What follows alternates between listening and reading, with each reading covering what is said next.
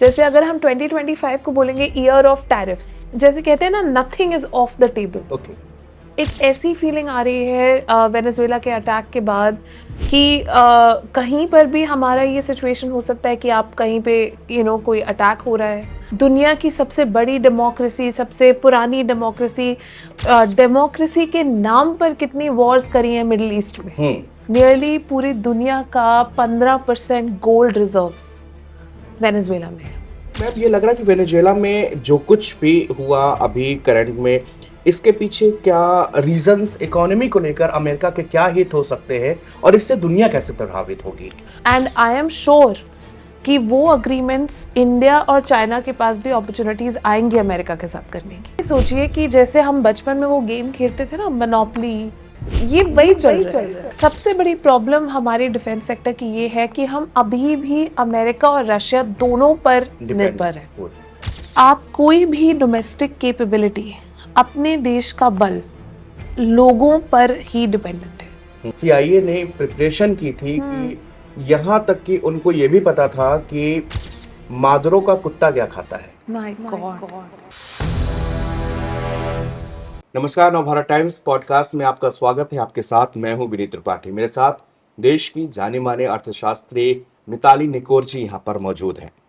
उनसे आज हम ढेर सारी बातें करने वाले हैं, लेकिन जिस तरह से पूरी देश और पूरी दुनिया का इकोनॉमी को लेकर एक चैलेंज है, इस समय पूरी वॉर जैसी सिचुएशन चल रही है। रशिया यूक्रेन वॉर चल रहा है। अमेरिका ने वेनेजुएला के राष्ट्र अटैक करके उनके राष्ट्रपति को पकड़ा।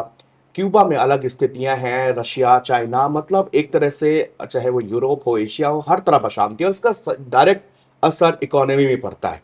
टैरिफ को लेकर लगातार भारत 50% टैरिफ मैम पहले से लगा हुआ है, लेकिन इसके अलावा कल ट्रंप ने और फिर कह दिया कि अगर इंडिया अपना बिजनेस चाइना से, रशिया से जारी रखता है तो हम इसको 100% तक कर देंगे। तो मैम, सबसे पहला सवाल है कि इस दुनिया में जो कुछ चल रहा है अभी, उसको देखकर ये इकोनॉमी क्या होने वाली है, क्या बन रहा है आगे सिनेरियो इसका?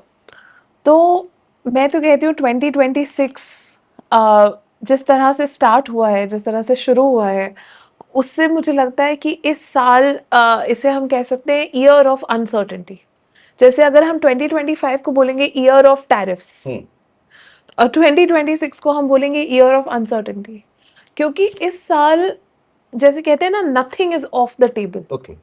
एक ऐसी फीलिंग आ रही है वेनेजुएला के अटैक के बाद कि कहीं पर भी हमारा ये सिचुएशन हो सकता है कि आप कहीं पे कोई अटैक हो रहा है।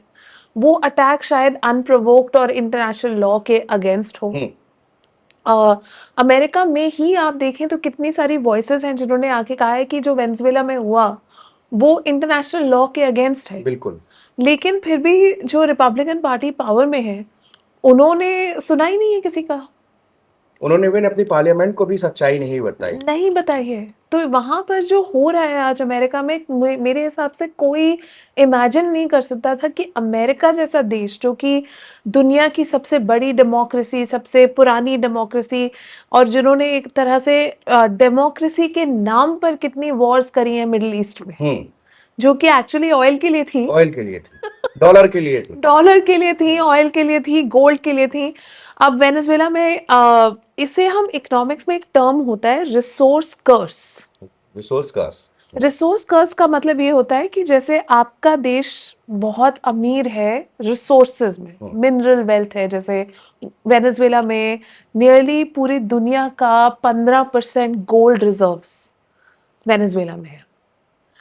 Oil, $300 billion of proven oil reserves Venezuela में है। तो ये रिसोर्स रिच इकोनॉमी है, लेकिन वहां के लोग इतने पुअर क्यों हैं?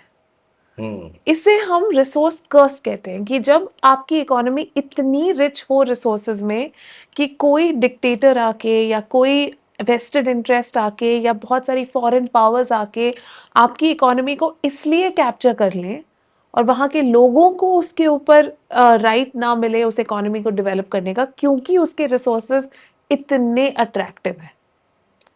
तो मैम यही कारण तो लगता है कि जब मिडिल ईस्ट में जहाँ जहाँ पर हम सुनते आए हैं तेल ऑयल जहाँ हुआ वो उसमें वॉर जोन में शामिल हो गया। बिल्कुल, वेनेजुएला में ये सेम सिचुएशन है, पहले उनको बिल्कुल। धमकी दी जाती है। तो मैम ये लग रहा है कि वेनेजुएला में जो कुछ भी हुआ अभी करंट में, इसके पीछे क्या रीजंस इकोनॉमी को लेकर अमेरिका के क्या हित हो सकते हैं और इससे दुनिया कैसे प्रभावित होगी? तो सबसे पहले तो हम ये देखेंगे कि जो अमेरिका का रीज़न हमेशा ही एक कंसिस्टेंट रीज़न है, बहुत प्रेडिक्टेबल लोग हैं, हमेशा ऑयल के ऊपर ही एक एक रीज़न होता है कि हमें ऑयल रिजर्व्स और चाहिए। इस बार तो प्रेसिडेंट ट्रंप ने लिटरली अपने स्पीचेस में ही बोल दिया है कि we are going to be very oil rich after this attack. तो मतलब इस बार तो कोई प्रिटेंस ही नहीं है, मतलब इस बार तो कोई छलावा छल कपट कुछ नहीं है, मतलब उनने क्लियरली बोल दिया कि हम ऑयल के पीछे हैं। वहाँ के जो रिजर्व्स हैं ऑयल के वो अभी तक फुल्ली वेनेजुएलन जो कंपनीज हैं और जो स्टेट मोस्टली वहाँ पे स्टेट गवर्नमेंट ओन्ड एंटिटीज ही हैं, तो वो एक स्लो तरीके से ऑयल रिजर्व्स को यूटिलाइज करती हैं, क्योंकि वहाँ पे एक ये आइडिया है सोशलिस्ट रेजीम का कि धीरे धीरे मतलब इसको चलाना है बहुत साल। बहुत साल तक, हाँ। लेकिन अमेरिका जब वहाँ पर आएगा तो 3 से 5 साल में अमेरिकन कंपनीज अपनी कैपेबिलिटी के हिसाब से वहाँ की ऑयल प्रोडक्शन काफ़ी फास्ट रैंप अप कर सकती हैं। इसका मतलब ये होगा कि दुनिया भर में वेनेजुएलन ऑयल के एक्सपोर्ट्स बढ़ जाएंगे। उसकी वजह से अमेरिका चाहेगा कि बहुत सारी कंट्रीज उसके साथ अग्रीमेंट्स करें, एंड आई एम श्योर कि वो अग्रीमेंट्स इंडिया और चाइना के पास भी अपॉर्चुनिटीज आएंगी अमेरिका के साथ करने की, क्योंकि नहीं तो ऑयल खरीदेगा कौन? इन दी एंड अगर आप कुछ बेच रहे हैं तो आपको उसके लिए एक बायर भी चाहिए, और इंडिया और चाइना आज दुनिया के number 2 and number 3 buyers of oil हैं आफ्टर अमेरिका। अब अगर अमेरिका ऑयल का सेलर हो जाएगा अपनी डोमेस्टिक मार्केट को, तो वो उसी ऑयल रिजर्व से फ्यूल करेगा और फिर कहेगा अच्छा मेरे पास तो और भी है, तो अब आप मेरे से खरीदिए। तो इंडिया और चाइना के साथ ये वाले अग्रीमेंट्स अमेरिका चाहेगा ही कि आगे जाके करे। तो इस तरह से नेक्स्ट 3 to 5 इयर्स में ये सिनारियो बहुत चेंज होने वाला है। मतलब मैम अभी इसमें 3 से लगेगा, 3 एक हाँ, साल हाँ। इनको उस पूरी इन्वेस्टमेंट करने में, वो पूरा सेटअप करने में उनको 3 से 5 साल तो लगेंगे। अच्छा मैम, ये चाइना सबसे ज़्यादा तेल खरीदता था वेनेजुएला से। अब उसमें सीधे-सीधे तरह से अब चाइना भी इससे हैम्पर हुआ है, उसको भी नुकसान हुआ है। हुँ। तो यूएस ने वेनेजुएला पर अटैक करके क्या चीन की इकोनॉमी पर भी, वहाँ से वेनेजुएला से जो ऑयल जा रहा था वो पूरी तरह से बंद होगा? अब चाइना एक तो सबसे बड़ा रशिया से ही खरीदता है, यस, फिर वेनेजुएला से खरीदता है। यस। तो वो किस तरह से इससे परेशान हो सकता है? सो चाइना ने अगर आप देखें तो टैरिफ्स का जो सिचुएशन है, वो बहुत ब्यूटीफुली नेविगेट किया है। आप देखिए आज भी चाइना पे 30% टैरिफ है, हुँ, और जो सारा एडिशनल बाइंग रशियन ऑयल वाला टैरिफ है, वो तो चाइना पे लगा ही नहीं, इवन दो वो चाइना से रशिया से ऑयल खरीदते हैं। हुँ, क्योंकि चाइना ने ये पॉइंट आउट किया कि उनके पास रेयर अर्थ मिनरल्स का कंट्रोल है, हुँ, और रेयर अर्थ मिनरल्स के मतलब अगर आपके पास नहीं होंगे तो आप कोई भी मॉडर्न इंडस्ट्री चला ही नहीं सकते हैं, हुँ, क्योंकि आपको रेयर अर्थ मिनरल्स चाहिए इलेक्ट्रॉनिक्स के लिए, सेमीकंडक्टर्स के लिए, एआई चिप्स के लिए, हर चीज में आपके रेयर अर्थ मिनरल्स लगते हैं। तो आप ये सोचिए कि जैसे हम बचपन में वो गेम खेलते थे ना, मोनोपोली, हुँ, हुँ, या फिर जैसे कभी-कभी हम बोर्ड गेम्स में बोर्ड गेम्स, खेलते हैं तो किसी के पास रॉक्स होती हैं, किसी के पास वाटर होता वाटर है, होता है, किसी के पास कुछ होता है। कुछ होता है। वो आप फिर एक्सचेंज करते हैं, ट्रेड हुँ, करते हुँ, हैं हुँ, और हुँ। फिर घर बनाते घर हैं, बनाते हैं, इंडस्ट्री बनाते हैं। इंटरेस्ट। ये वही चल रहा है। आप यही सोचिए, अब अमेरिका के पास कुछ नहीं था, अमेरिका के पास सिर्फ टेक्नोलॉजी थी, हुँ, है ना? अमेरिका के पास फाइनेंस इंडस्ट्री थी। अमेरिका ने कहा नहीं, मेरे पास ये तो होना ही चाहिए, बट मेरे पास एक और रिसोर्स, एक मिनरल वेल्थ भी होनी चाहिए, एंड वेनेजुएला से उसको ये सब मिला। ऑयल मिला, गोल्ड मिला, सिल्वर मिला। हुँ, सिल्वर भी इंडस्ट्रीज के लिए बहुत महत्वपूर्ण है, हुँ, गोल्ड तो ऑफ कोर्स है ही, क्योंकि गोल्ड तो मतलब सेफ्टी का मेटल है, हुँ, मेटल ऑफ सेफ्टी। उसकी हमेशा ये वैल्यू रहेगी कि अगर आपके पास कोई भी लिक्विडिटी है और आप चाहते हैं कि आपका एसेट सबसे सेफ एसेट हम्म, पूरे वर्ल्ड में गोल्ड ही है, इट इज गोल्ड। तो लेकिन वो अब अमेरिका के पास इतने बड़े तादाद में फ्रॉम वेनेजुएला आ जाएगा। और सिल्वर, सिल्वर के भी इतने रिसोर्सेज हैं और सिल्वर इंडस्ट्री में यूज होता है, हम्म, सेमीकंडक्टर्स में, इलेक्ट्रॉनिक्स, तो सारी मॉडर्न इंडस्ट्री में आपका सिल्वर और रेयर अर्थ मेटल्स।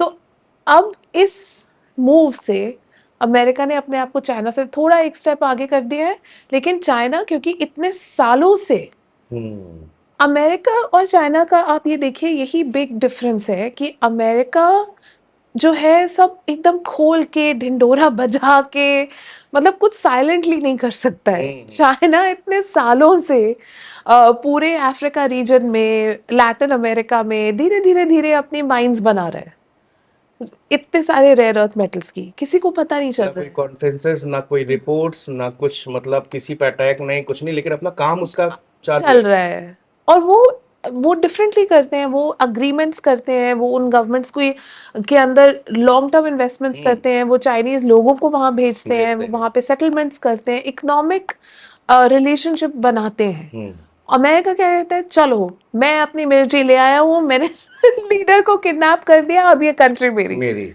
तो ऑफ कोर्स ये वाला जो अप्रोच है जो अमेरिका ले रहा है, अ, ये बहुत डेंजरस है, लेकिन जो क्वाइट अप्रोच है वो भी इक्वली डेंजरस है। मैम, नेक्स्ट मंथ जब हिंदुस्तान में बजट आने वाला है, हम्म। बहुत सारी आशाएं लोगों की इसमें रहती हैं, उम्मीदें रहती हम्म। हैं। आपको मैम, ये पूरे करंट सिनेरियो जिसकी हम लोग अब तक चर्चा कर रहे हैं, इसको देखते हुए क्या प्रेडिक्शन है आपका, कैसा ये बजट हो सकता है, किस तरह से? क्योंकि इसमें अब मुझे लगता है कि जो सैन्य बजट है उस पर भी हम्म। बहुत सरकार गंभीरता से उसको देख रही है, और क्योंकि दुनिया में सिनेरियो ऐसा चल रहा है कि आपको अपने आप को मजबूत बनाना ही होगा, ये मस्ट हो बिल्कुल, गया है। बिल्कुल। मुझे लगता है भारत के केस में 3-4 प्रायोरिटीज हैं जो इस बजट में बहुत महत्वपूर्ण है। नंबर 1, हमें अपना डिफेंस सेक्टर इसको स्ट्रॉन्ग करने की बहुत ज़रूरत है। एंड सबसे बड़ी प्रॉब्लम हमारे डिफेंस सेक्टर की ये है कि हम अभी भी अमेरिका और रशिया दोनों पर डिपेंड निर्भर हैं। ये दोनों, इन दोनों देशों से हम लोग काफ़ी परचेजिंग करते हैं और इजराइल से भी करते हैं। ऑफ कोर्स शॉर्ट टर्म में तो यही कंटिन्यू होगा मुझे लगता है, लेकिन इन्वेस्टमेंट की बहुत ज़रूरत है डोमेस्टिक डिफेंस मैन्युफैक्चरिंग के लिए, क्योंकि आगे जाते हुए दुनिया ऐसे बदल रही है कि हमें नहीं पता कि हमारे दोस्त कौन है और हमारे दुश्मन कौन है। बिल्कुल सर। एक दिन कोई हमारा दोस्त होगा, next next day day situation बिल्कुल बदल जाती है। टोटली। टोटली। तो बहुत ही मुझे लगता है कि और यूके से भी हमने अब नई जो ट्रेड डील ट्रेड करी डील है की। उसमें हमें डिफेंस बाइंग उनसे भी करनी है। हम्म, ये एक्चुअली ऑलरेडी अग्रीड है। और यूरोप से भी जो ट्रेड डील नेगोशिएट हो रही है वहाँ पे भी ये एक मतलब एक इम्पॉर्टेंट क्लॉज है और एक इम्पॉर्टेंट कमिटमेंट भी है भारत की तरफ से कि अब यूरोप से भी हम परचेजिंग करेंगे डिफेंस की। तो ये सब तो ठीक है, लेकिन फिर भी हमें अपनी डिफेंस की डिपेंडेंसी कम करनी है और डोमेस्टिक मैन्युफैक्चरिंग को बढ़ाना है। जो पुराने रूल्स ये थे कि आपको अपनी इकोनॉमी को ओपन अप करना है, हम्म, आपको अपनी इकोनॉमी को ओपन रखना चाहिए ताकि आपकी ट्रेड सबके साथ हो। ये एक रूल था हम्म, डब्ल्यूटीओ का, वर्ल्ड ट्रेड ऑर्गेनाइजेशन का। यूएन एजेंसीज हमेशा यही कहती थी, वर्ल्ड बैंक के लिए भी उनके तरफ से यही आता था कि आप ओपननेस, जितनी आपकी इकोनॉमी ओपन होगी उतना अच्छा है। हम्म, लेकिन आज के सिनारियो में, आज के वर्ल्ड में ये रूल अब टूट गया है, it does not apply any more, क्योंकि आज के सिनारियो में डिफेंस और प्रोटेक्शन और अपनी इकोनॉमी को स्ट्रॉन्ग इंटरनली बनाना ज़्यादा ज़रूरी है देन अपनी इकोनॉमी को ओपन रखना। ओके।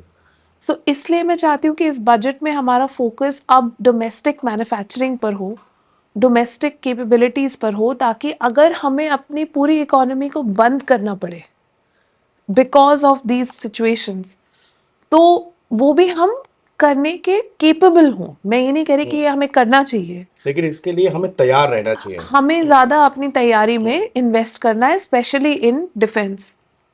दूसरा, सेकेंड एरिया जहाँ पर बहुत इन्वेस्टमेंट की ज़रूरत है इज़ स्किल ट्रेनिंग। अभी हमने देखा कि पीएम कौशल विकास योजना का एक रिपोर्ट आया कंट्रोलर ऑडिटर जनरल की तरफ से कि इसमें कुछ इरेगुलरिटीज़ हैं, कुछ स्कैम है। मेरे हिसाब से गवर्नमेंट को ये बहुत सीरियसली लेना चाहिए।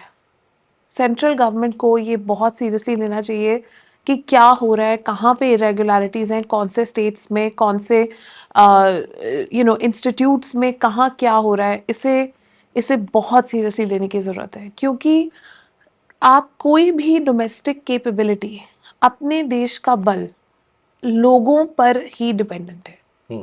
अगर हमारे लोग निर्बल होंगे, अगर हमारे लोग काम करने के लिए ट्रेंड नहीं होंगे, अगर हमारे लोग कॉन्स्टेंटली सोशल मीडिया इन्फ्लुएंसर ही बनते रहेंगे, उसमें भी कोई प्रॉब्लम नहीं है, आप बनिए, लेकिन आपके पास कुछ हार्ड स्किल्स, कुछ सॉफ्ट स्किल्स, कुछ एजुकेशन, ये सारी चीज़ें होनी चाहिए, ताकि अगर आपका इन्फ्लुएंसर करियर नहीं टेक ऑफ किया तो आप और 3-4 चीज़ें कर सकें। और मैम वैसे भी जिस जो साइट है जहां पर हम ये रील्स दुनिया भर कर रहे हैं वो है किसकी, वो अगर बंद हो गई कल के दिन, हम चाहे यूट्यूब हो चाहे फेसबुक हो, ये अपनी कुछ इंडियन कंपनियां नहीं है। नहीं है। और मान लीजिए कि अचानक से कल कल के दिन, तो मुझे लगता है आधे लोगों को तो नींद नहीं आएगी। हाँ, जिनके बिल्कुल। मिलियंस मिलियन जो कर करके, क्योंकि ये एक रेगुलर चीज नहीं है, ये आपके देश की चीज नहीं है। एग्ज़ैक्टली। तो ये बहुत ज़रूरी है कि हम कुछ हार्ड स्किल्स सबके पास हों, कुछ सॉफ्ट स्किल्स सबके पास हों, हमारी जो लैंग्वेज लर्निंग है, उसके ऊपर भी हमारे पास फ़ोकस हो। तो ये जो स्किल ट्रेनिंग वाले प्रोग्राम में हुआ है, इसको हमने आई थिंक बिकॉज़ इतनी सारी न्यूज़ आ रही थी, तो उतना ज़्यादा ये पॉइंट आउट नहीं हो पाया। लेकिन ये गवर्नमेंट को बहुत सीरियसली लेना चाहिए, एंड जितना मैं सुन रही हूँ गवर्नमेंट बहुत सीरियसली ले भी रही है इसे। बिकॉज़ स्किल ट्रेनिंग बहुत ज़रूरी है हमारे यूथ के लिए, हमारी महिलाओं के लिए, हमारे मार्जिनलाइज़्ड ग्रुप्स के लिए। तो ये एक एरिया है जहाँ पर मुझे लगता है इस बजट का भी फ़ोकस होना चाहिए। तीसरा एरिया जो बजट के लिए बहुत इम्पोर्टेंट है, वो है इंफ्रास्ट्रक्चर। अगर हम अपने शहरों को आज देखें, अगर कोई डिफेंस प्रिपेयर्डनेस की भी अगर लेंस में डालूं इंफ्रास्ट्रक्चर पे, इन सब पर्सपेक्टिव से इंफ्रास्ट्रक्चर बहुत ज़रूरी है। अगर आपके हाईवेज कंप्लीट नहीं है, अगर आपका रेलवेज इंफ्रास्ट्रक्चर अच्छा नहीं है, तो आप फास्ट मोबिलाइजेशन नहीं कर सकते डिफेंस के लिए। अगर आपके शहरों का इंफ्रास्ट्रक्चर इतना खराब है, तो आप शहरों को डिफेंड नहीं कर सकते। डिफेंड नहीं कर सकते। आप देखिए कैसे वेनेजुएला में अटैक हुआ। काराकास की पूरी इलेक्ट्रिसिटी को, ग्रिड को ऑफ कर दिया गया। अमेरिकन फोर्सेस ने सबसे पहले उसका कंट्रोल ले लिया, उसको हैक करा या जो भी करा, that I am not a expert, लेकिन लाइट्स वर ऑफ। तो क्या भारत इन चीज़ों की वल्नरेबिलिटीज को चेक कर रहा है कि हमारा जो इंफ्रास्ट्रक्चर है वो अगर अमेरिकन सर्वर्स पे चल रहा है या वो अगर किसी भी फॉरेन सर्वर पे चल रहा है, तो इट मेक्स अस वल्नरेबल। तो हमें अपना इंफ्रास्ट्रक्चर पूरी तरह से 100% डोमेस्टिक करना पड़ेगा, उसमें अपनी इन्वेस्टमेंट बढ़ानी पड़ेगी और उसका क्वालिटी बहुत इम्प्रूव करने की हमें ज़रूरत है। तो इंफ्रास्ट्रक्चर पे हमें कंटिन्यू रखना है अपना इन्वेस्टमेंट। बिल्कुल मैम, क्योंकि ये जो टॉपिक आपने बताया इंफ्रास्ट्रक्चर वाला, और वेनेजुएला की कैपिटल में किस तरह से, मैम कल इसी चीज़ को लेकर हम एक रिपोर्ट पढ़ रहे थे जिसमें ये बताया गया कि लास्ट 6 मंथ से कैसे सीआईए ने प्रिपरेशन की थी कि यहाँ तक कि उनको ये भी पता था कि मादुरो का कुत्ता क्या खाता है, माय गॉड। मादुरो का डॉग कितने बजे उठता है, कितने बजे वो सोता है, कितने बजे, मादुरो के बेडरूम की एग्जैक्ट लोकेशंस भी जो है सीआईए के पास में थी, सीक्रेट एग्जैक्टली। सर्विसेज के पास में थी, और उन्होंने एक झटके में पूरी पावर ग्रिड ऑफ कर दी और जाके दूसरे देश में 30 मिनट्स का ऑपरेशन था, मैच, और किसी को कुछ समझ में आता तब तक कुछ होता, तब तक डेल्टा फोर्स अपना काम कर चुकी कर थी। चुकी थी। तो ये सिचुएशन देख के वास्तव में, और मैम हम लोग चर्चा इकोनॉमी की कर रहे हैं, लेकिन बार बार वेनेजुएला बीच में इसलिए आ रहा है क्योंकि आज पूरी दुनिया सॉफ्ट है। हाँ, ये शॉकिंग है। पूरी दुनिया शॉक है मैम कि बिल्कुल। कैसे लोगों का सवाल है कि वहाँ की फोर्सेस कहाँ थी, वहाँ के क्या राष्ट्रपति इतनी आसानी से 2 BHK में तो होगा नहीं कि एक कमरे में नॉक किया नहीं मिला तो दूसरे कमरे में ना, तो वो मैम जहाँ भी था ना उसकी एक एक सिचुएशन 6 महीने से पूरे CIA उस पर लगा हुआ था, तो आपके सिस्टम में ही लूप होल था। एग्जैक्टली इसका मतलब कि अगर हमें अपने सिस्टम को प्रोटेक्ट करना है तो हमें अपने सिस्टम को स्ट्रांग बनाना है। स्ट्रांग बनाना। अब सबसे बड़ी बात स्वदेशी अपना बिल्कुल। जो हमारा एक आत्मनिर्भर भारत वाला जो सिनेरियो है यस। ये बहुत जरूरी है, क्योंकि यस। हर अगर हम किसी दूसरे के सर्वर पे काम करते हैं, हम हम्म। दूसरे के नेटवर्क में काम करेंगे, हम दूसरे के इंफ्रास्ट्रक्चर में काम करेंगे, तो उस पर पूरा होल्ड उसका रहेगा। उस कंट्री का रहेगा। एग्जैक्टली। तो आज हमारे लिए ये बहुत बड़ा चैलेंज है मैम। इस बजट में टैक्स को लेकर हर बार जो मिडिल क्लास होता है, अपर मिडिल क्लास, वो सोचता है कि उस बार बहुत बड़ी राहत हाँ। मिली थी। क्या मैम कुछ जो 12 लाख से ऊपर वाला हम्म। जो स्लैब है, क्या उसमें इस बार कोई, क्योंकि सिचुएशन बड़ी टफ है, बजट बहुत टफ आने वाला है इस बार का, ये सभी लोग मैक्सिमम लोग कह रहे हैं कि दुनिया के सिनेरियो को देखते हुए, तो क्या मैम टैक्स में कुछ फेरबदल की उम्मीद लग रही है? मुझे इस बार तो नहीं लगता है, बिकॉज अगर आप देखें लास्ट ईयर ही एक तो ये 12 लैक्स वाला अनाउंसमेंट हुआ, फिर दूसरा जीएसटी बचत उत्सव अगर हम देखें तो सितंबर में वो भी अनाउंस किया गया और वो बहुत ही अच्छे से उसने इकोनॉमी को एक बूस्ट दिया। हमारा कंजम्पशन एक्सपेंडिचर बढ़ा, हमने देखा कि पूरे लास्ट क्वार्टर में हमारी ग्रोथ 8.2% पे पहुंच गई, जो कि फास्टेस्ट है पूरी पूरी दुनिया में। तो मेरे हिसाब से इस बार तो टैक्स कट्स अनलाइकली हैं। मैं तो इनफैक्ट ये इनकरेज करूंगी गवर्नमेंट को कि जो थोड़े स्मॉल अमाउंट इंक्रीज अगर उन्हें करना है तो higher income bracket above 50 lakhs जिनकी इनकम है उसके ऊपर 1 या 2% का इंक्रीज भी कर सकते हैं, क्योंकि वहां पर एक स्पेस है अभी भी कि आप थोड़ा इंक्रीज उसे कर सकते हैं। तो वहां पर मतलब 1-2% की सरकार सोच सकती है कि सोच वहां सकती पर है। बाकी अब बिल्कुल चांस नहीं लग रहा कि अब वो उसमें कोई नहीं, गुंजाइश होगी। मुझे तो नहीं लग रहा है, बट ऑफ कोर्स अगर अगर गवर्नमेंट वेल्थ टैक्स इंट्रोड्यूस करे या हायर इनकम सेगमेंट्स में थोड़ा बढ़ाए तो शायद लोअर में रिलीफ दे पाए, लेकिन अगर वो बिल्कुल ही नहीं बढ़ाएंगे टॉप सेगमेंट्स में भी तो फिर लोअर को भी रिलीफ नहीं मिल पाएगा। मैम हमने एक हेल्थ और एजुकेशन, ये दो सेक्टर बहुत जरूरी होते हैं किसी भी सोसाइटी के लिए, और ये दो सेक्टर आज भी मैम हमारे उतने अच्छे नहीं हो पाए हैं। यस। तो क्या हेल्थ और एजुकेशन दोनों सेक्टर्स के लिए मैम क्या सरकार के पास में ऐसा कोई बेहतरीन प्लान, क्योंकि जो कि जमीन पर जाके असर कर, आज भी मैम हम देख रहे हैं कि रूरल एरियाज में एजुकेशन कैसी हो रही है, वहां पर एजुकेशन के इंफ्रास्ट्रक्चर कैसा है कि राजस्थान में 3-3 स्कूल गिर गए, मतलब उसमें बच्चे जो पढ़ने गए थे वो बेचारों की जान चली गई। यस। ऐसे इंफ्रास्ट्रक्चर के साथ में हम कैसे जो है एक जो हमारा एक ड्रीम है 2047, तो उसको हम कैसे हासिल कर सकते हैं, और कैसे इसको हम मैम गवर्नमेंट देख रही है, और क्या बजट में इसके लिए किया जाएगा? जितना मैं ग्राउंड पे हमने जो रिसर्च करी है, अगर हम हेल्थ और एजुकेशन दोनों की बात करें तो गवर्नमेंट फैसिलिटीज का यूटिलाइजेशन काफी गिर गया है। आप देखिए तो इवन रूरल एरियाज में प्राइवेट स्कूल्स आने शुरू हो गए हैं और प्राइवेट हॉस्पिटल्स तो हमेशा से ही थे और क्लिनिक्स भी थे। अब इसका मतलब आप समझिए कि रूरल एरियाज में भी अगर ये हो रहा है और अर्बन में तो हो ही रहा है, यहाँ पे हमें इनोवेशन की ज़रूरत है। हमें गवर्नमेंट सिर्फ स्पेंडिंग की ज़रूरत नहीं है, हमें गवर्नमेंट पॉलिसी की ज़्यादा ज़रूरत है। तो बजट में नॉर्मली आप देखिए एलोकेशंस अनाउंस होते हैं, बट मैं होप कर रही हूँ कि इस बार एक पॉलिसी आए around public private partnerships in education. तो जैसे कि जो आपके गवर्नमेंट स्कूल्स बने हुए हैं, इतने सारे बिल्डिंग्स रेडी हैं, वो वहाँ पे उसका जो अपटेक है वो कम हो गया है।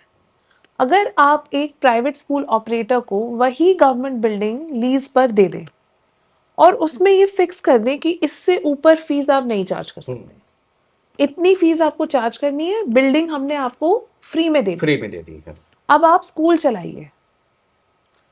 अब आप इतने मतलब हमने आपको दो चीजें दे दी, एक आपने ऊपर, इससे आप बच्चों से चार्ज नहीं कर सकते, और ये रेंट हम आपसे नहीं लेंगे, नहीं ले रहे।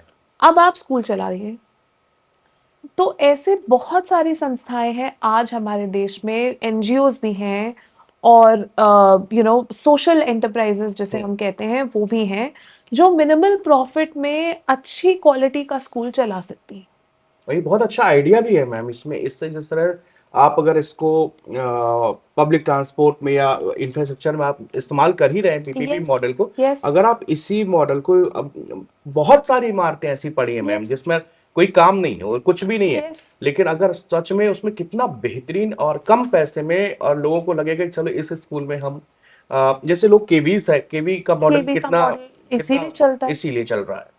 तो ये मैं चाहती हूँ कि हमारे जो एजुकेशन और हेल्थ में भी, हेल्थ में जो प्राइमरी सेंटर्स हैं, आपने शायद देखा होगा, there is one Amazon Prime show, Gram Chikitsalay. Gram चिकित्सा। तो आई मीन इतना अच्छा शो है वो, उससे पता चलता है कि क्या इश्यूज हैं। मैं उतना हेल्थ पे काम नहीं करती हूँ, लेकिन जितना उस शो को देख के भी, और ग्राउंड पे जो हम महिलाओं से बात करते हैं, उनसे जब हमें पता चलता है कि कैसे उनकी आज भी डिलीवरीज घर पे हो रही हैं, तब हमें समझ में आता है। और हम आंगनवाड़ी वर्कर्स के साथ काफ़ी काम करते हैं अपनी संस्था में, तो वहाँ से भी पता चलता है कि आंगनवाड़ीज़ ही एक्चुअली इतना फंक्शन कर रहे हैं क्योंकि वो महिलाएं कम्युनिटी की महिलाएं हैं। तो फर्स्ट लेवल ऑफ न्यूट्रिशन, जो बच्चों का अर्ली चाइल्डहुड न्यूट्रिशन है, जो प्रेग्नेंट मदर्स के लिए विटामिन हैं, वो आज पहुंच रही हैं क्योंकि आंगनवाड़ीज़ हमारे इतने स्ट्रांग हैं। आंगनवाड़ी क्यों स्ट्रांग है? क्योंकि कम्युनिटी खुद उन्हें चला रही है। वहां पर एक इंटरेस्ट है कि हाँ, मुझे पता है कि मेरी फ्रेंड प्रेग्नेंट है, तो मैं उसको मेक श्योर करूंगी कि वो विटामिन मिल जाए उसे, उसको वो एक्स्ट्रा राशन थोड़ा मिल जाए ताकि उसकी प्रेगनेंसी अच्छी जाए। तो ये इसीलिए आंगनवाड़ी मॉडल वर्क करता है। लेकिन आंगनवाड़ी वर्कर्स के भी इश्यूज हैं, उन्हें एक तो वर्कर ही नहीं कहलाते वो काफी स्टेट्स में, उनकी मिनिमम वेजेस इतनी लो हैं। तो यहाँ पर ये चीजें हैं, कम्युनिटी हेल्थ जो कि हमें बहुत स्ट्रेंथन करने की जरूरत है, प्रिवेंटिव हेल्थ बहुत स्ट्रेंथन करने की जरूरत है, प्राइमरी हेल्थ सेंटर्स को अगेन हम पीपीपी मोड पे, बाय पीपीपी, बिकॉज क्या होता है ना, जब आप पीपीपी वर्ड बोलते हैं तो लोग समझते हैं कि हाँ बस अब कोई प्राइवेट सेक्टर की संस्था की बात हो रही है जो कि बिल्कुल ही मतलब प्रॉफिट पे आ जाएगा। लेकिन आप ये भूल जाते हैं कि पीपीपी में सोशल एंटरप्राइजेस भी आती हैं, एनजीओज भी आते हैं, और रेगुलेशन के माध्यम से अगर स्टेट इसको ऐसे सेट करे कि इसके ये प्राइसेस हैं, इसको आप नहीं एक्सीड कर सकते, तो वो मॉडल बहुत अच्छे से चल सकता है। मैम इन सब चीज़ों को देखते हुए जैसे टैरिफ की बात अगर हम करें तो मैम टैरिफ को काफ़ी पूरा ये साल गुजर गया, हम लोग टैरिफ टैरिफ सुन सुन के शब्दों को लागू भी हो गया। मैम अब तक क्या इसका असर इंडिया के मैन्युफैक्चरर्स में, मार्केट में या हमारे एक्सपोर्ट में कुछ कमी आई है, कुछ आज बेहतर हुआ है, क्या असर रहा है इसका टैरिफ का पूरे सिनेरियो? तो अगर हम डेटा देखें, अभी हमारे पास डेटा है Q3, मतलब Q3 का अभी आया नहीं है, Q2 तक का डेटा है। तो हमारे पास डेटा अभी सितंबर तक का है। तो सितंबर तक तो हमारा एक्सपोर्ट बिल्कुल रिड्यूस नहीं हुआ है, इनफैक्ट बढ़ा ही है। Q2 मतलब ऑफ 2025 का जो नंबर है एक्सपोर्ट का, it is about 10% higher than Q1, और लास्ट ईयर के Q2 से भी ये 7 to 8% हायर है। लेकिन वो इसलिए है बिकॉज टैरिफ अगस्त में लगे थे और हमारे पास सिर्फ सितंबर तक के नंबर्स हैं। जब डेटा आएगा, आई थिंक 1-2 हफ्ते में वो डेटा आ जाएगा इस क्वार्टर का, तब हमें पता चलेगा कि इस क्वार्टर में क्या हुआ और टैरिफ का इम्पैक्ट मर्चेंडाइज एक्सपोर्ट्स, जो हम कहते हैं गुड्स एक्सपोर्ट्स पे क्या हुआ। सर्विसेज पे तो मुझे नहीं लगता है कि ज़्यादा इम्पैक्ट होगा। इनफैक्ट सर्विसेज एक्सपोर्ट्स इंडिया का, मैं कहती हूँ, सबसे इम्पॉर्टेंट इम्पॉर्टेंट एक्सपोर्ट ड्राइवर है, क्योंकि आईटी एक्सपोर्ट्स सर्विसेज में आते हैं, फाइनेंशियल सर्विसेज भी हम एक्सपोर्ट करते हैं। अब बहुत सारा ग्लोबल कैपेबिलिटी सेंटर्स इंडिया में बन रहे हैं और ये जीसीसीज हमारे लिए बहुत इम्पॉर्टेंट हैं, क्योंकि आप देखिए इतने सारे अमेरिकन और बहुत डिफरेंट कंपनीज ने अपने जीसीसीज यहाँ पर बहुत बड़ी बड़ी इन्वेस्टमेंट्स करके यहाँ पे सेटअप करे। Setup. यूरोप के भी हैं, यूके के भी हैं, मिडल ईस्ट के भी हैं। तो अगर हम इन सारे देशों का प्राइवेट सेक्टर देखें और बिजनेस टू बिजनेस रिलेशनशिप्स देखें तो ये कितने स्ट्रांग हैं। लेकिन जब हम मर्चेंडाइज गुड्स की बात करते हैं, वहाँ पर जो हमारी डिस्कशंस हुई हैं इंडस्ट्री एसोसिएशंस के साथ, मैंने यूपी में, साउथ में एक दो स्टेट्स में, तमिलनाडु, कर्नाटका और गुजरात, इनके इंडस्ट्री एसोसिएशंस के साथ डिस्कशंस करी हैं, और नेशनल एसोसिएशंस के साथ भी। तो हमें ये पता चला है कि यूपी सबसे डिफिकल्ट पोजीशन में था जब टैरिफ्स आए, क्योंकि वहाँ बहुत सारे ट्रेडिशनल प्रोडक्ट्स थे, carpets, textiles, brass items, bangles, ये सारी चीज़ें, actually jewellery, gems and jewellery, बहुत सारा। राजस्थान में भी जेम्स एंड ज्वेलरी का बहुत बड़ा एक्सपोर्ट है, गुजरात में तो ऑफ कोर्स सूरत। है। तो ये सारी जो इंडस्ट्रीज थी, ये 50% टैरिफ से सबसे ज़्यादा इम्पैक्टेड थी, क्योंकि जैसे कर्नाटका और तमिलनाडु में तिरुपुर क्लस्टर जो था, वहाँ पे टेक्सटाइल्स, तो कर्नाटका में तो मेनली एक्सपोर्ट्स थे, तो सर्विसेज थी। तो इन स्टेट्स ने टास्क फोर्सेस बनाई जब ये टैरिफ्स आए, और इनकी जो इंडस्ट्री की मतलब बिग रिप्रेजेंटेटिव्स और स्टेट गवर्नमेंट्स, इन्होंने साथ में मिलके मिनिस्ट्री ऑफ कॉमर्स के साथ पिछले 3-4 महीने से काम कर रहे हैं ताकि इनको नई मार्केट्स मिले। और ये बहुत ही मतलब डिफिकल्ट टाइम है इन इंडस्ट्रीज के लिए। कारपेट्स की इंडस्ट्री जो यूपी में है, उनके पास तो मतलब एक पॉइंट पे, आई थिंक अक्टूबर की बात है, ये अक्टूबर एंड, उन्होंने कहा कि हमारी तो बस इन्वेंट्री पाइल अप हो जा रही है, मतलब कोई और ऐसी मार्केट नहीं है जहां हमारे पास वो यूएस वाली प्राइसेस हमें मिले। अब थोड़ा स्टेबिलिटी आया है और डिफरेंट मार्केट्स मिली हैं, और जेम्स एंड ज्वेलरी सेक्टर में यूएई के साथ बहुत सारा हमारा ट्रेड इंक्रीज हुआ है, वहाँ पे फाइनल मैन्युफैक्चरिंग सेक्टर्स सेटअप हो रहे हैं। तो मतलब डिफरेंट डिफरेंट देशों के साथ हमने, और डिफरेंट डिफरेंट सेक्टर काउंसिल्स ने बहुत काम करके सॉल्यूशंस फाइंड करे हैं, क्योंकि वहाँ के बायर्स भी इन्हीं सप्लायर्स से लेना चाहते हैं। सी, ये जो गवर्नमेंट कर रही है या ये जो ट्रम्प की एडमिनिस्ट्रेशन कर रही है, ये एक आर्टिफिशियल बैरियर है। बिजनेस वाले जो वहाँ हैं और जो यहाँ हैं, वो तो एक दूसरे के साथ ट्रेड करना चाहते हैं। तो इन चीज़ों के लिए सॉल्यूशंस इंडस्ट्रीज ने अपने आप ढूंढी हैं, गवर्नमेंट ने सपोर्ट किया है, भारत सरकार and state governments, regardless of politics, इस सिचुएशन में सब लोगों ने साथ में आके काम किया है। बिकॉज ये सबसे, मैं जो स्टेट्स मेंशन कर रही हूँ, ये काफ़ी अफेक्टेड स्टेट्स हैं, और भी स्टेट्स हैं जो बहुत अफेक्टेड हैं, चाहे वेस्ट बंगाल हो या मध्य प्रदेश हो या तेलंगाना हो, आंध्र प्रदेश हो, वो भी इम्पैक्टेड है, उन्होंने भी बहुत काम किया है। मैंने यहाँ पे ज़्यादा रिसर्च किया है इन स्टेट्स में, और मुझे ये पता चला है कि एक एक क्लस्टर लेवल पर सॉल्यूशंस प्रोवाइड करे गए हैं, फाइंड करे गए हैं। लेकिन इसका मतलब ये नहीं है कि इम्पैक्ट नहीं हुआ है।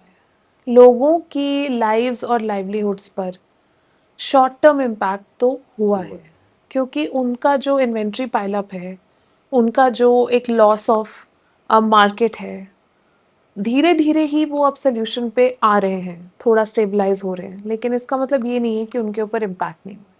मैम, ये अमेरिका के साथ में ट्रेड डील में क्या दिक्कत समस्याएं आ रही हैं? अमेरिका का आप देखिए क्या हाल है।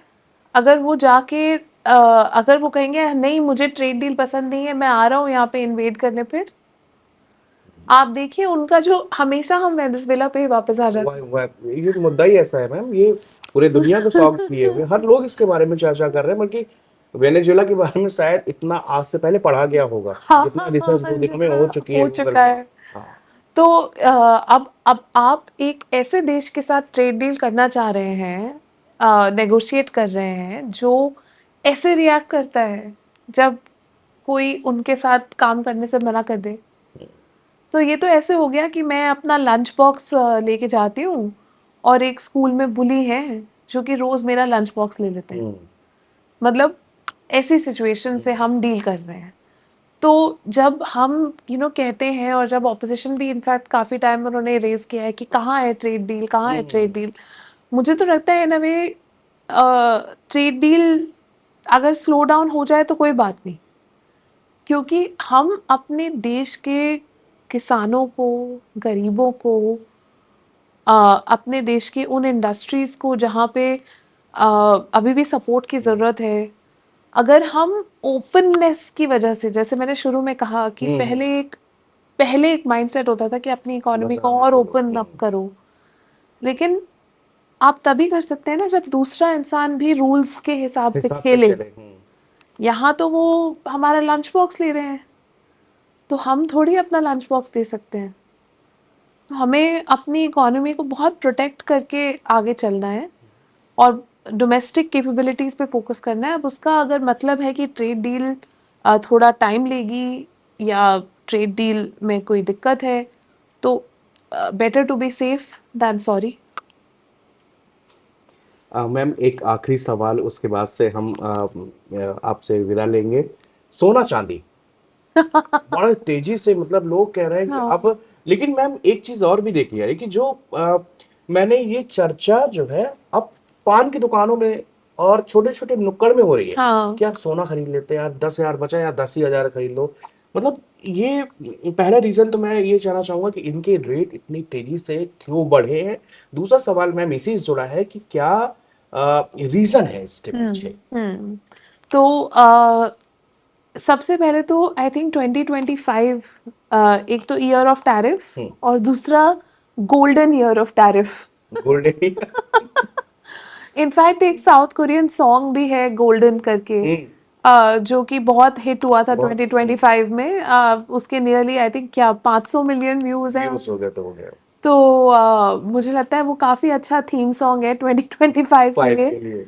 क्योंकि गोल्ड का मतलब ऐसा परफॉर्मेंस आई थिंक हमने पिछले 15 साल में नहीं देखा है, जितना गोल्ड रेट राइज किया है। लेकिन उसका क्या रीज़न है? उसका रीज़न है कि 2025 में जब प्रेसिडेंट ट्रंप आए और उन्होंने इमीडिएटली टैरिफ्स की बात करनी शुरू कर दी, तो दुनिया भर की सप्लाई चेन्स ऊपर नीचे हो गई। लोगों के इन्वेस्टमेंट की वैल्यूज अगेन फ्लक्चुएट करने लगी। तो आपको ऐसे सिचुएशन में एक सेफ एसेट की ज़रूरत है। आपको एक ऐसा एसेट चाहिए कि चाहे कुछ भी हो जाए, कोई प्रेसिडेंट हो, कोई प्राइम मिनिस्टर हो, कोई कुछ भी हो, मेरा ये जो सेविंग है, मेरा जो ये इन्वेस्टमेंट है, इसका मतलब वैल्यू नहीं गिरना चाहिए। मैं कहाँ अपने पैसे को पार्क करूँ, इवन अगर मेरे पास छोटी अमाउंट ऑफ सेविंग है, जैसे आप कह रहे हैं 5,000, 10,000, 10,000। तो उसको भी मैं गोल्ड में पार्क करना चाहते हैं। अब देखिए गोल्ड में इस साल 2 नए कैटेगरीज भी, प्रोडक्ट कैटेगरीज भी बहुत ग्रो करें, 9 कैरेट और 14 कैरेट। क्योंकि 18, 22 और 24 जो ट्रेडिशनल कैटेगरीज होते थे, उनकी प्राइस इतनी बढ़ गई कि लोगों ने कहा कि हाँ 10,000 में तो आप 18 कैरेट अब आप ले ही नहीं सकते, आप गिन्नी भी नहीं ले सकते, तो चलो 14 की ले लेते हैं या 9 की ले लेते हैं। और गिफ्टिंग ज्वेलरी वगैरह के लिए तो अब 14 और 9 ज़्यादा यूज़ होने लग गए हैं दैन 18, 22, क्योंकि प्राइस अगर इतनी बढ़ जाएगी तो इवन जैसे अगर हम कहीं जा रहे हैं तो हम इतना मतलब 22 का तो कोई भी ज्वेलरी नहीं पहन सकते, इट्स सेफ नहीं है, और आप मतलब आप कंफर्टेबल नहीं फील करेंगे इतना एक्सपेंसिव कोई ज्वेलरी। दूसरा I think, so there are this is the main international reason कि अनसर्टेनिटी जब भी इकोनॉमी में बढ़ती है तो आपकी इन्वेस्टमेंट सेफ एसेट्स में, और गोल्ड से ज़्यादा सेफ एसेट कोई है नहीं। इंडिया में डोमेस्टिक रीजंस तो हमेशा रहते ही हैं डिमांड के, जैसे अगर आपको अपने शादी के टाइम पे लेना है तो वो आप लेंगे, फेस्टिव सीजन के टाइम पे जब आपको लेना है तो वो आप लेंगे। वो इन्वेस्टमेंट्स इंडिया के डोमेस्टिक फैक्टर्स में रिचुअल्स में शामिल हो चुका है वो तो गोल्ड। है ही, बट उसी में हम देख रहे हैं कि ये 9 और 14 कैरेट वाली जो कैटेगरीज हैं, इनफैक्ट मैं अभी रिसेंटली एक फैक्ट्री में गई थी पंतनगर में, जहाँ पे गोल्ड ज्वेलरी मैन्युफैक्चरिंग होती है।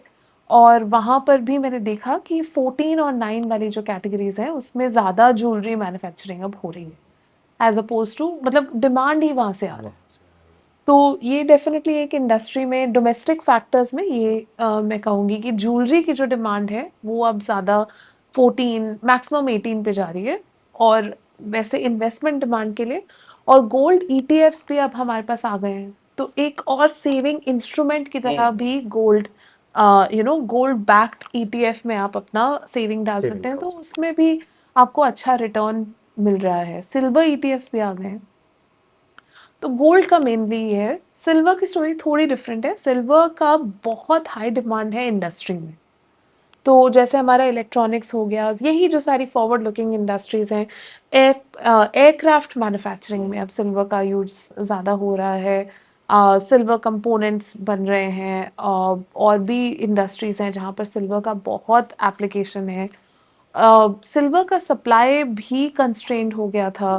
कुछ ही माइंस हैं जहाँ से सिल्वर आता है और सिल्वर एक बाय प्रोडक्ट भी है। मतलब काफ़ी इंडस्ट्रीज़ में जब मैन्युफैक्चरिंग होती है, माइनिंग होती है, तो उसमें सिल्वर एक बाय प्रोडक्ट की तरह मैन्युफैक्चर होता है। तो ये जैसे-जैसे हुआ, वैसे-वैसे सिल्वर के प्राइसेस भी फ्लक्चुएट हुए। Fluctuate. सो लास्ट क्वार्टर में आप देखिए जब सप्लाई चेन थोड़ा कंस्ट्रेंड हो गया था, तब सिल्वर के प्राइसेस एकदम शूट अप किए थे। ईयर एंड में ये थोड़े कम हुए बिकॉज़ सबको लगा कि थोड़ी अनसर्टेनिटी कम हुई है। कम और फिर अब आप देखिए लास्ट 1 हाँ, हफ्ते में फिर बढ़ गए वेनेज़ुएला के वेनेजुएला बाद। वेनेज़ुएला में बहुत ज़्यादा गोल्ड और सिल्वर रिज़र्व्स भी हैं।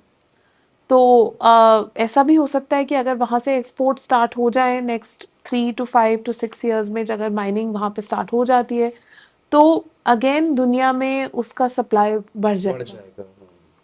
बट मुझे लगता है ये थोड़ा अनलाइकली है। I think oil is the main thing that they will actually use from there. और सिल्वर और गोल्ड अभी भी उसको मतलब वो सँभाल के रखेंगे। तो ये मुझे डेफ़िनिटली ज़्यादा डंप भी लाइक है। कर रहे हैं कई कंट्री से रिपोर्ट्स आती हैं कि सोना बहुत ज़्यादा डंप कर रही हैं, अलग-अलग कंट्री उसको खरीद रही हैं ज़्यादा सोना। तो उसको तो क्या ये ज़्यादा सोना के जो फिगर आ रहे हैं 2018, 19, 20, 21 कई कंट्री ऐसे हैं जो दुगना-तिगुना जमा कर रही हैं, अपने खजाने को भर रही हैं सोने से। तो ये भी एक रीज़न हो सकता है इनमें? तो जैसे आरबीआई ने, आपने देखा होगा, अगस्त या मतलब जुलाई-अगस्त के टाइम पे एक न्यूज़ आई थी कि आरबीआई ने बहुत सारा जो अपना सोना है, हुँ, वो हमने बैंक ऑफ इंग्लैंड के वॉल्ट में स्टोर किया हुआ हुँ, था। क्योंकि बैंक ऑफ इंग्लैंड एक कंट्रीज़ को सर्विस प्रोवाइड करते हैं कि आप अपना जो एक्सेस फिज़िकल गोल्ड है, वो हमारे यहाँ स्टोर कर सकते हैं, हम उसको हाई सिक्योरिटी में रखेंगे। हुँ, लेकिन इंडिया ने फिर अब डिसाइड किया कि नहीं, हम अपना सोना ऑनशोर लेकर आएँगे, मतलब भारत के अंदर लेकर आएँगे। हुँ, तो उन्होंने अपना सोना वापस इम्पोर्ट किया। इस बार वो जुलाई-अगस्त के टाइम पे भारत वापस आया है और डिफरेंट मतलब जगहों में, अब ऑब्वियसली किसी को पता नहीं है कहाँ, बट हुँ, वो स्टोर करा जा रहा है।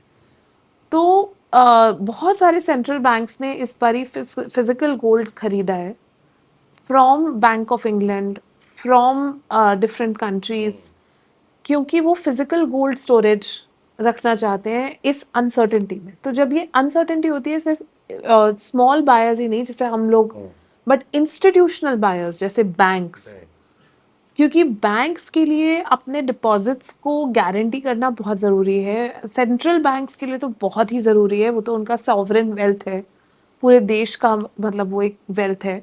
तो सेंट्रल बैंक्स भी गोल्ड में इन्वेस्ट कर रहे हैं इन्वेस्ट कर as a hmm, hedging instrument against the global uncertainty and risk. और प्राइवेट बैंक्स भी और इंस्टीट्यूशनल ऑर्गेनाइजेशंस, पेंशन फंड्स, सब लोग गोल्ड में इन्वेस्ट कर रहे हैं ज़्यादा इस साल, और सिल्वर में भी, क्योंकि वो गोल्ड से डाइवर्सिफाई भी करना चाहते हैं। तो इन दोनों रीजंस की वजह से वी फाइंड कि यू नो इंस्टीट्यूशनल बायर्स भी अब गोल्ड खरीद रहे हैं। बहुत-बहुत शुक्रिया मैम हमारे साथ थैंक यू, बातचीत करने के लिए थैंक नाउ यू। हमारा टाइम पॉडकास्ट में आपने समय दिया मैम उसके लिए बहुत सारा शुक्रिया आपको क्योंकि बहुत ज़रूरी था पूरा विश्व इस समय चहलकदमी हो रही है हर जगह लोगों में अविश्वास भी है, डर भी है और जो ये घटना हुई है इसने कई देशों को सोचने में, खास तौर से वो छोटे देश, वो अब जो अपने लोकतंत्र भी है, संप्रभु भी हैं, लेकिन उन पर कोई देश अटैक करता है बड़ा जो पावरफुल है, और वो उनको उस पर कब्जा जमा लेता है। तो ये एक ऐसा दौर था इसमें, और उसमें इंडिया की क्या पॉलिसी हो सकती है, हम कहाँ पर अपने आप को खुद को मजबूत कर सकते हैं, और इन सब बातों में मिताली मैम ने जो चीजें रखी वो बहुत ही एक यूनिक है। और दूसरी चीज भी मैं आपको बता दूं कि टैक्सेशन को लेकर, गोल्ड को लेकर जो हमेशा से सवाल पूछे जाते रहे हैं, वो भी सवाल मैंने इनसे पूछे हैं। शुक्रिया।